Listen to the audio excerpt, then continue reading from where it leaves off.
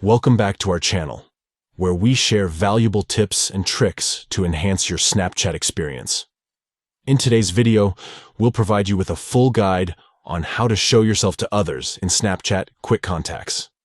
If you want to increase your visibility and connect with more people on Snapchat, follow these simple steps. Let's get started. Step 1.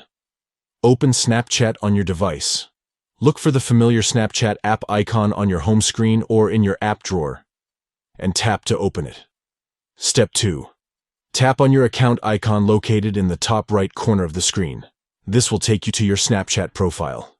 Step 3. Tap on the gear icon to access your Snapchat settings.